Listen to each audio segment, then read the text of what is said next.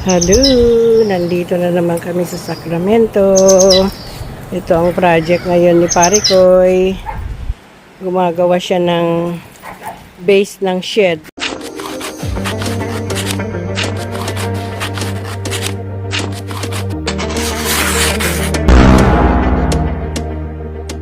Meron kaming in-order online na storage 5 by 6.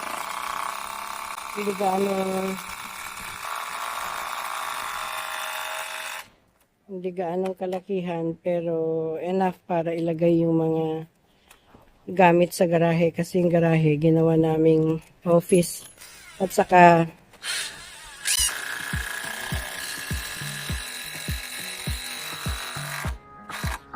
para sa safety ng mga clients kailangan walang mga cluttered yung bahay. So dito namin tatago yung mga gamit namin, mower, pintura. Ayan. Marami pa kaming gagawin, no. Hindi pa kami nag-mower dito sa likod. Busy pa rin. Ayan. At numpisahan ko na ng base ng ito, storage shed. Sesementohan ko. Yung tabi ng blocks. Tapos ito si Mrs. Kumower siya. Masyadong mataas na yung eh. Bakit ito lang pa? Nakala.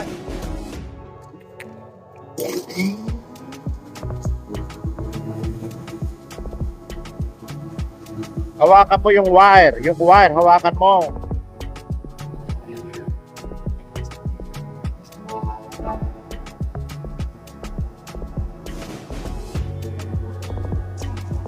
Nandito uli ako sa Sacramento.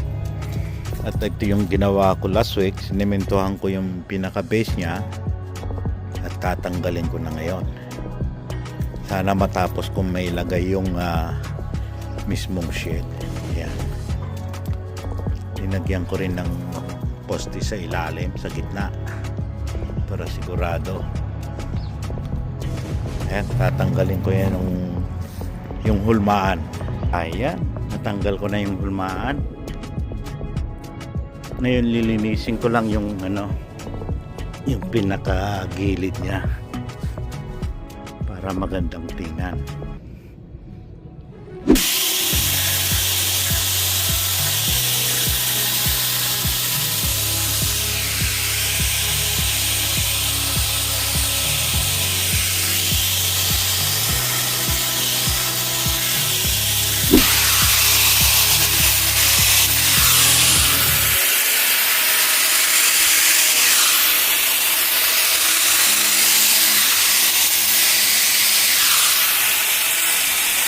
Gumawa ako ng pinaka-brace niya kasi kinulang yung plywood, may tuktungan yung pinaka-subfloor niya. Dito siya.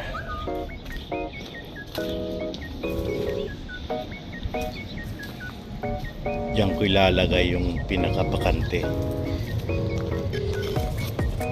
Yan. At ito yung ilalagay yung tugtungan. Bali sa likod ko ilalagay.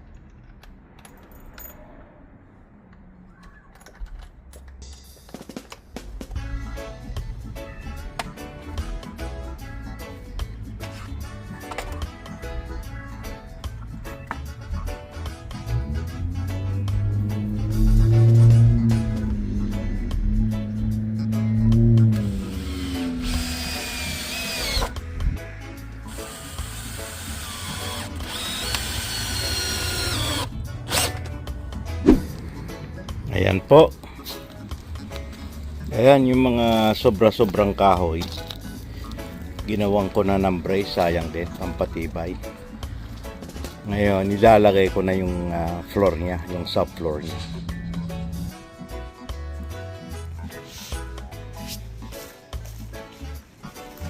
Ayan po. Ikabit ko na yung subfloor niya. Ngayon, yung mismong shed ngayon ang isusunod ko. Yan yung kinulang yung plywood. Kaya linagyan ko ng glue. Ayan, pahinga muna. Ayan, medyo nakakabuo na ako yung mga sides niya. Medyo maliit lang siya.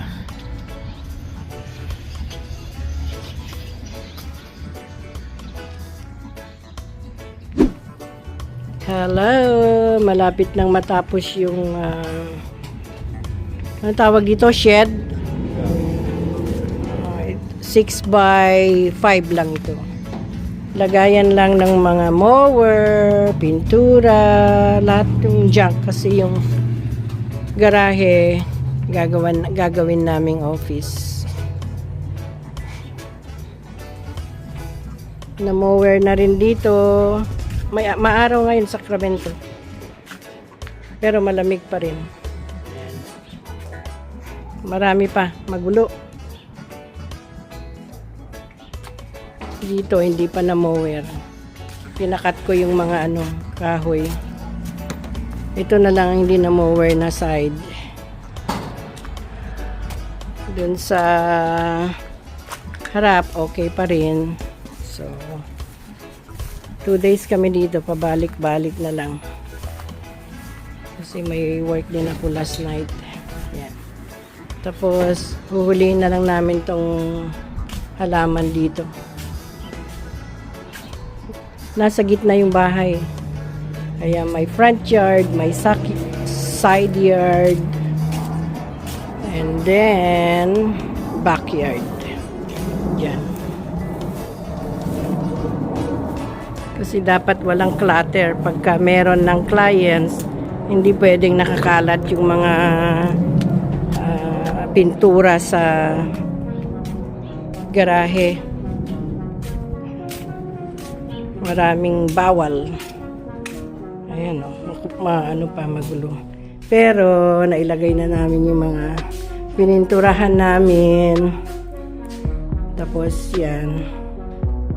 Wala nga lang ceiling. Kailangan lagyan ng ceiling. Buti na lang yung may-ari, may extra carpet nilagay namin. So hopefully matapos yan para matanggal na yung mga bubut dyan sa side na yan.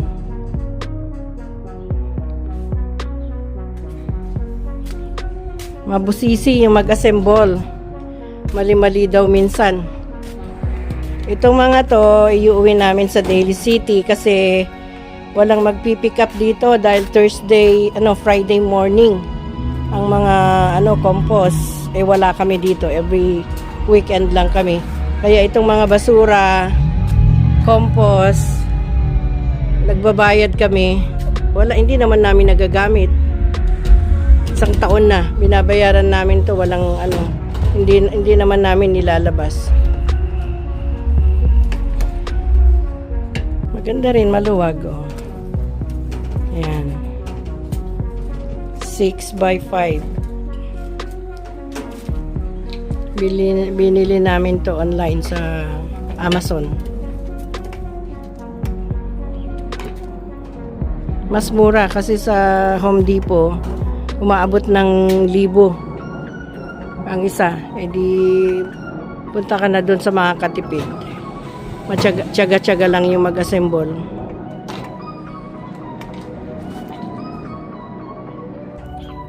Ang daming bunga nitong orange tong kapitbahay namin. Nahuhulog lang. Dito, kung natapat sa sa labas yung bakod mo na, sa'yo na yan. Yan, nahuhulog. Nahuhulog na sa amin. Matamis to.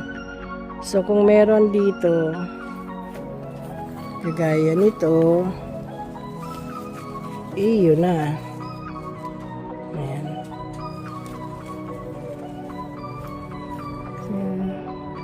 Ayan, ang dami oh. Hindi, ewan ko, ba't hindi nila kinukuha? Siguro nagsawa na rin sila. Ayan, malinis na sa likod.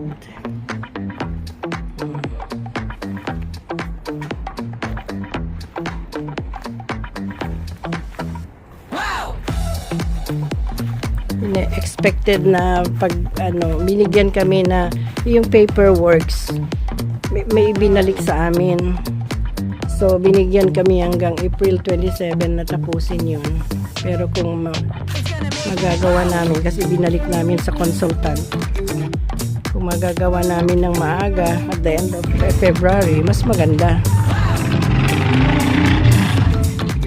Okidoki. Ayan, at natapos din. Ginabi na ako. Talagang in-overtime ako. Kompleto na, pwede nang kargahan sa loob.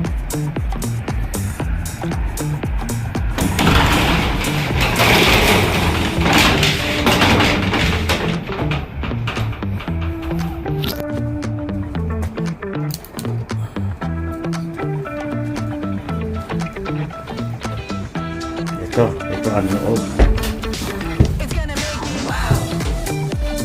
Ayan, yung mga kahoy na yan. Ayan. Parang pinaka-brace. Linagyan ko ng brace dahil masyadong manipis yung yero.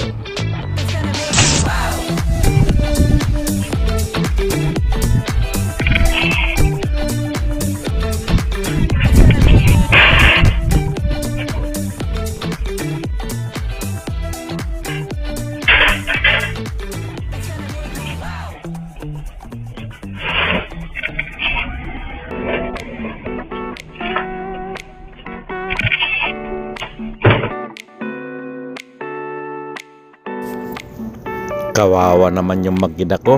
Mabigat kasi yung parcel na yan, yung storage shed.